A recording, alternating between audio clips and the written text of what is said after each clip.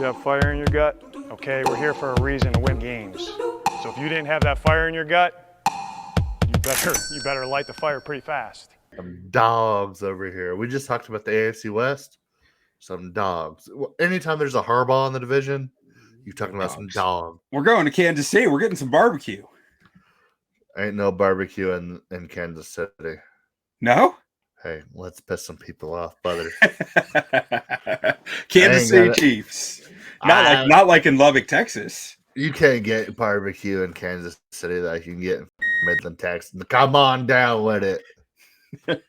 I've been saying it for years. Best barbecue. Ask Pat Mahomes. Ask him. Come down to Evie Mays and tell me what you think, Kansas City. Andy Reid, legend. Had the Eagles stretch. No Super Bowls.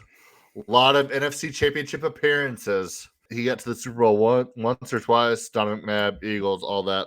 Considered one of, if not the greatest offensive minds at minimum since 1990. 3 Super Bowls, 5 Super Bowl appearances, or 6 Super Bowl appearances now for Andy Reid. Where does he fall in this Mount Rushmore of coaches? It's kind of like the Tom Brady argument, but I would say Andy Reid encroaches on Bill Belichick way more than Patrick Mahomes encroaches on Tom Brady. Okay. 4th most wins of any coach. He will retire with most wins, I think. Yeah. Unless he retires early. 19th best win percentage. 2nd most playoff wins. Okay. Behind Belichick, I'm assuming. Yep. And the 3rd most Super Bowls. Which, there's probably a lot of guys right there. He has 3. And as soon as he gets the 2nd 4, most conference championships. Yeah, behind Belichick. It's only the 8th most championships, though, because you have people like Chuck Noll and Vince Lombardi and Curly Lambeau and George Halas in there. There was 11 teams in the league then. Okay, so we're going post. We're going like post. We're going merger. Yeah. Super Bowl 1. Super Bowl 1 is when all steps just I have a hard time putting him ahead of Chuck Noll. Just because Noll has 4 Super Bowls, he has 3. 4-3. Like, he's got to win another Super Bowl, and he passes Noll. Oh, man. He's been to 6. Oh, I guess he has been to 6 conference. Donovan McNabb, Terrell Owens. Yeah, but that means he's lost 3 Super Bowls. Chuck Noll never lost a Super Bowl. 4 for 4. Bad argument. Maybe, but people would say the same thing. If Eli Manning lost 2 Super Bowls and you said, well, Eli went to 2 Super Bowls, we're like, well, he lost. But it's like, well, he was supposed to lose, but he won both of them. So who am I to say it's a bad argument? Because the argument for Eli Manning is that he beat fucking Tom Brady. I'll sit on the table. Different day, different time. We were talking about the Kansas City Chiefs right now. You have the greatest quarterback in the NFL right now, Patrick Mahomes. He is an absolute phenom. This dude doesn't fucking lose important games. He lost the Super Bowl last year, but we don't talk about that. Been to 7 straight AFC championships. Went to, 5 Super Bowls. Mm-hmm. This team begins and ends with number 15. And anybody that says otherwise, is anybody even arguing that fact these days? No, I don't think so. But I do think last year was a neutered version of Pat Mahomes. Yeah. It had to be because of the offensive talent around him. I think he looked more like Justin Herbert than he did Pat Mahomes last year. He got us to a Super Bowl, so you can never compare him to Justin Herbert. I said he looked more like Justin Herbert than Pat Mahomes. What is a quarterback looking like Justin Herbert mean whenever you take your team to a Super Bowl? It means he was Justin Herbert who wins playoff games. No, it means he was Pat Mahomes. Okay. Well, so what I mean by that, though, is the playmaking wasn't there. Be rude. The off schedule wasn't there. It was much more robotic, much more in structure, and much safer. And I think you need to find ways to get Pat Mahomes to be able to play free, to truly get Pat Mahomes. Get a little wild with it. Yeah, because he needs to have those game-breaking plays in the big games. And last year, he didn't really have a ton of those. And still got you to the Super Bowl. Still did. Still incredible. But, I think that you're not maximizing what he is. Oh, yeah. You definitely want to maximize what he is. But I mean, you can go down the list of reasons why he wasn't great last year, still get you to a Super Bowl. The reasons why he wasn't great was you look at the weapons. Like Travis Kelce lost a step. Travis Rashee Kelce Rice was out for distracted by a high school girlfriend. And with the O-line, I don't think that he had the time to really play outside of just get it out, get it on schedule. Because at left tackle, they had such a left tackle, left guard, however you want to put it, they had such a liability that it was like, okay, we can't afford to wait. Okay, so this gets back to my original point whenever we started talking about status of coaches and everything. I feel like this franchise is getting pretty complacent because they have one of the greatest talents to ever grace the football field in Patrick Mahomes. Seems possible. You're looking at a quarterback like Patrick Mahomes, who's been to 5 Super Bowls, 7 straight AFC championship games, all at home. And he is currently the 14th highest paid quarterback in the NFL. And you're telling me you can't put a fucking roster around this guy? He's not even a top 10 paid quarterback in the NFL right now. They paid Chris Jones. They paid Trent McDuffie. They paid Trey Smith. They paid Creed Humphrey. They paid Travis Kelce. Defense is there. Defense is there. Yeah. You can't put a better offense around here than Hollywood Brown. Rashee Rice is fine, I guess. I mean, yeah, I think they spent a lot on defense, saying like, okay, we have a quarterback. No, I'm fine with that. Work. I'm fine with the defense. Go out and get anybody on offense. I mean, I understand the fact that it's like, oh, we have Patrick Mahomes. Let's just get a bunch of speed, and it'll be fine. Their logic here, and I said this last year, if Travis Kelce was still Travis Kelce, I actually love the way they have this set up. Because you can't defend Hollywood and Xavier Worthy deep. And we never got Travis to see Kelce and that. Rashee Rice working the intermediate. Yeah, that is extremely difficult to defend, especially once you start getting the run game going as well, where that whole wrench got thrown. It was Travis Kelce wasn't still the same Travis Kelce. They had no answer at left tackle, so they had to wipe their gap running scheme, had to go all zone running. And like that, it messed with their play concepts, the way everything worked together. They had to take a step backwards on offense to make it all work. Suddenly, this doesn't all work anymore. Well, when you say it doesn't all work anymore, I mean, they made the Super Bowl and yeah, but they were 3-point underdogs. It wasn't on the strength of their offense, though. Let's put it that way. But I'd just like to put things in perspective with this Chiefs team. Yeah, it's like, oh, it didn't work for them. They were 3-point underdogs in the Super Bowl. Yeah. I mean, hey, Mahomes is incredible. Like he is, and this O-line is still pretty good aside from like a glaring hole. It's 2025, and I'm standing on the hill that Mahomes still doesn't get enough credit. Xavier Worthy can't catch a deep ball. They don't win. Let's be real. They don't make the playoffs last year without Mahomes. They walk to the Super Bowl. Dude walks on water. He's incredible. So looking at this offense, I mean, I don't really want to talk about Hollywood Brown. I don't want to talk about Rashee Rice, Travis Kelce, Xavier Worthy. I think everybody here is replaceable. Whenever you look at this offense, I like to look at the offensive line. Creed Humphrey, maybe best center in the league. I think he's number one. I think so too. Outside of Humphrey, what do you like about this offensive line? Trey Smith's a really good offensive guard. He is a top 10 to 15 offensive guard in the NFL, which is really strong. You're glad you have that. I think Jawan Taylor's a serviceable right tackle. I mean, he gets a lot of heat for the penalties, but at the end of the day, he just has a skill set out there that is hard to find. You can work with Jawan Taylor on your offensive line, especially when you have Creed Humphrey and Trey Smith in the middle. The big question, left guard Mike Caliendo or Kingsley Suamataia and left tackle Jalen Moore, those are big questions. And I mean, Kingsley was not ready to play in the NFL last year, especially not at left tackle. You hope that kicking him inside will work better. He's a freak athlete. He's like Penny Sewell's cousin, I believe. Josh Simmons at left tackle is going to be a big thing here.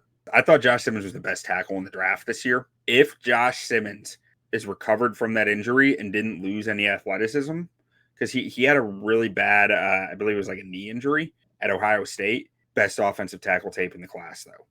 If he comes back from that injury clean and with the same athleticism that he showed at Ohio State, Kansas City might have gotten the steal of the draft because they found a left tackle for years at that point. And suddenly their O-line looks a lot nicer because you can figure out left guard a lot easier than you can figure out left tackle. Jalen Moore, he's just a guy. You can get by with Jalen Moore at left tackle. You don't want to get by with Jalen Moore at left tackle. You want Josh Simmons to take this job. And if he can, suddenly this offense starts cooking with gas again, in my opinion, because that protection cleans up a lot. Still a rookie offensive tackle, though. Like that's the question beyond the injury, but like he will get there with time as long as the injury is clean, I believe. I feel like they found a way to make it work here. Andy Reid has always been a great offensive coach, especially when it comes to helping out of his offensive line. When you have a guy like Creed Humphrey and Trey Smith there as your anchors on the inside. Losing Joe Tooney's a huge loss, though. Like, that can't be understated. They lost an all-pro guard and really are trying to replace him with Mike Kelly. Where did he go? Rookie. Chicago. Oh, no. I'm excited.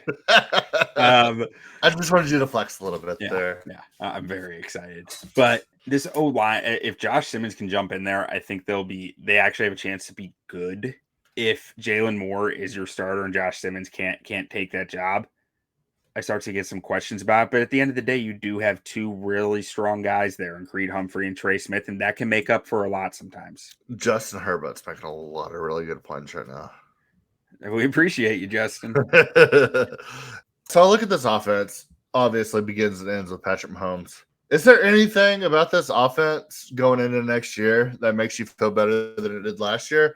Because to me, like I said at the beginning of the video, whenever I talked about Andy Reid and his legacy of coaching, I feel like this is year after year for the Chiefs. I mean, they lose talent. I don't feel like the talent they're bringing is as good. They keep making Super Bowls. They keep winning Super Bowls. They keep winning games. You look at the team like the Eagles, and they just have everybody. Jay, if your left tackle can't dictate direction, how does that impact your run game? Quite a bit. Last year, they were starting a left tackle with 32-inch long arms. He couldn't dictate direction. He could just get in the way.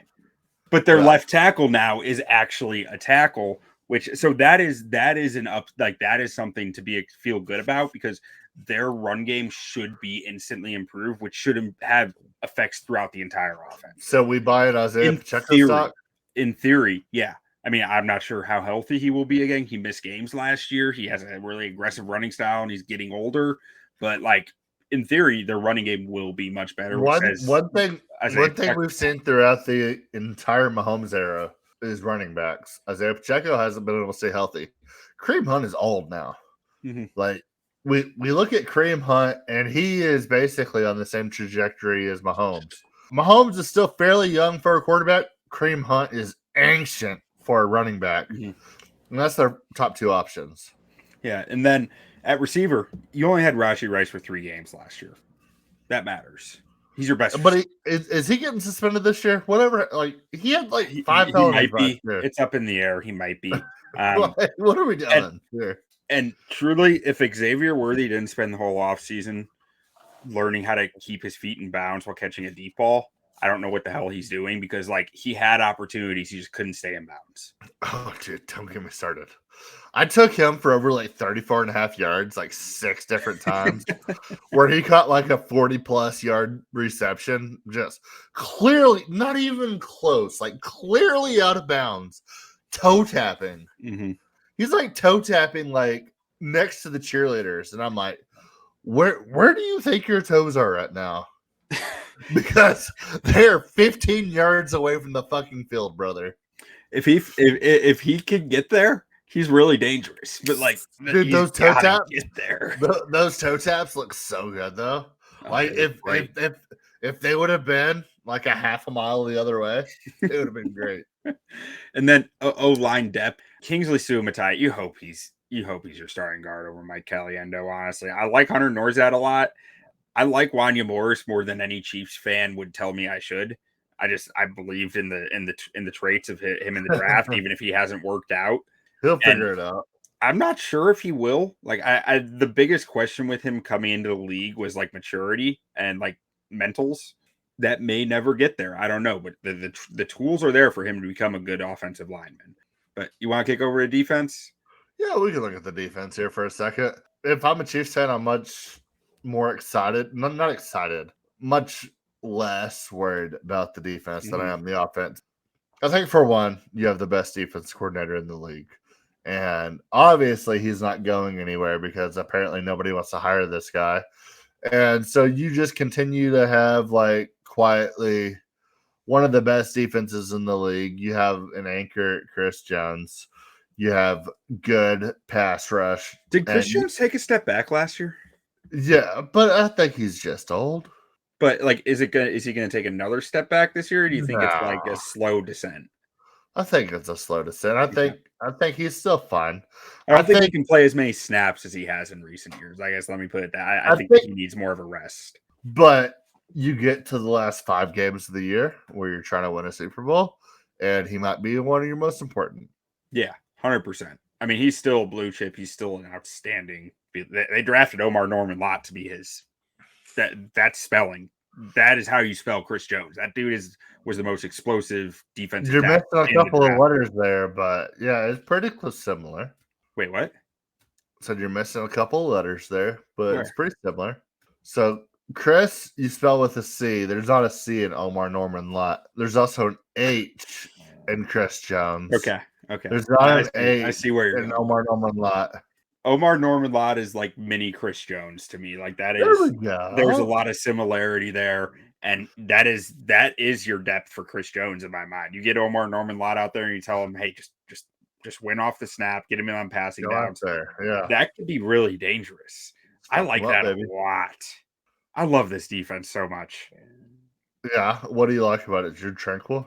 I like Karlaftis plus Amenahu plus Aston Gelati, like plus Chris Jones, Omar Norman Lott, and then like Felix Anudike-Uzomah has never panned out into what they hoped he would be. Mike Dana is a solid player, but like I don't really care what else is there after all those guys I just mentioned. I think Aston Gelati is going to be a freaking problem in this defense. Maybe not as a rookie, but like down the road, his bag is going to find some wild ways to use this guy. What are we doing with these blue chip players right now that Nick Bolton or Drew Tranquil aren't going to get your blue chip highlighter here? Tranquil was close. Tranquil was very close. You just hate linebackers? Is that all it is? I don't think. No, I gave the blue chip to 5 linebackers so far. 5? I'm tracking it. There's 5 linebackers in the league better than Drew Tranquil and Nick Bolton. I'll give it to Tranquil over Bolton, just based on what I've seen. Okay. It's not Zach Bond. You didn't give Zach Bond a blue chip, did you? No, I haven't even looked at the NFC East yet. Okay. But he'll probably get one. No, you won't. Yeah, I will. Eagles are trash. So Tranquil, like his versatility is really valuable. This defense, and that's where this is where I struggle with the blue chip sometimes. For this defense, I think Drew Tranquil is a blue chip. For any other defense, I'm not sure he is. So that's where that's where I hate gray area. Yeah, I just feel like you hate linebackers, and I had to give some linebackers a shout out. I don't think there's that many true linebackers who you can plug and play on any team in the NFL. But the Bears love linebackers. Yeah, neither one of them are blue chips. Oh. Do they get paid like blue chips? Yeah. Oh. Then why are they on the team? That's why I hate linebackers. There you have it, folks. Broke it down real quick, fast in a hurry for everybody watching. I mean, I do think this is the best linebacker room in the NFL. The 3 of them, the way they work off each other is incredible. I just don't know that any one of them are a true guy who makes up for weaknesses elsewhere in your defense in any other defense. Nick Bolton is an absolute game changer on this specific defense. Yeah, I think Tranquil is too. Tranquil's like ability to blend positions and not really have a position, be able to play a bunch of different roles is really valuable for this team. You obviously like the defensive line. You obviously like the pass rush of this team. What do you think about this defensive back room? Trent McDuffie's a monster. Christian Fulton always has been just a guy. I mean, he can probably play decently in this man heavy scheme, but I do have questions about him as a press corner. But behind him, rookie Noah Williams. I wouldn't be shocked if Noah Williams was starting for you guys. I loved Noah Williams' tape out of Cal. Was one of the best press man corners in the draft, in my opinion. And for the Chiefs to be able to get him where they did, I think was a very good value. And Frankly, I can't tell you that much about Shamari Connor or the guys behind Trent McDuffie. Well, I think Jalen Watson's actually the guy who's going to be starting. Yeah, Jalen Watson's been a solid corner for them for years, and he's actually the guy who's going to be starting. ESPN doesn't have him as the starter. When they're in a nickel base or a nickel defense, Trent McDuffie's probably in the nickel, and then you have Jalen Watson and Christian Fulton, maybe Noel Williams starting. And I think that Spags is going to work with that. I think Spags will cook with that. Yeah, I like this defense a lot. This defense is always good. Anytime you have Steve Spagnuolo as the defense coordinator, you're going to be fine. You added a guy like Chris Jones, Trent McDuffie. Yeah, you're going to be fine. I mean, this defense, I think, is still going to be nasty. It's just a question of how much the offense is adding, and Pat Mahomes raises that floor so high that it's like they're going to be a good team. Yeah, so what I'm curious about, so their win total right now is 11.5. You can get plus money on over 11.5. What prevents this team from winning 12 games? Because you're giving me plus 100 odds on winning 12 games. Luck. They won 15-2 last year, but 8-9 against the spread. They won a lot of close games. History says that luck will bounce the other way eventually, and some of those one-score games will go the other way on them. Okay, so how many one-score games has Pat Mahomes lost? I don't know. He doesn't lose one-score games. If these weapons don't work out, like if Xavier Worthy doesn't take a step, if Rashee Rice is suspended, it's going to come down to the weapons. That's what would go wrong. Yeah, I don't know. It's still Pat Mahomes. You're still that like you have that you have someone Andy, like it's Kadarius Toney just dropping touchdowns over and over. But it's still Andy Reid and Patrick Mahomes. Yeah, but 11.5. I mean, that's let's see, 12-5. 12-5 is a fine record. You're talking about one of the greatest coaches of all time with one of the greatest quarterbacks of all time. Remind you what the question was? What needs to go wrong for them to go under? Oh yeah. You know what they were in 2023 when Kadarius Toney was dropping all those touchdowns? 11-5. So you can, or 11 and 6. I guess I phrased it the wrong way. Like, why should we not hammer over 11.5 at plus 100? Because of the weapons. Like that's really the main. But reason. It's Andy Reid and Patrick Mahomes at fucking 12-5, or 11-6, like they were 2 years ago. But Kadarius Toney's not on this team. Yeah, you're right. You have Xavier Worthy and Hollywood Brown instead. I will take both of them. Over. That's fair. I think everybody in the league would take both of them over. But if Rashee Rice gets suspended and Xavier Worthy doesn't figure out how to catch a deep ball, suddenly you're going to have right there. Sky Moore catching footballs. Hey, they love Sky Moore. Yeah, they loved Kadarius Toney too, brother. No, they didn't. They tolerated him. That's why they kept giving him touchdown chances, right? Yeah. I mean, somebody's got to score touchdowns. There's only one bet to make here. It's over 11.5. I do think that they are vulnerable in the division this year. That doesn't mean they won't win the division, but I think that the division could be taken this year. It's a tough division this year. We're about to get into two teams in this division that have a lot of hope. All right, we good on the Chiefs? I think so. Patrick Mahomes is the GOAT.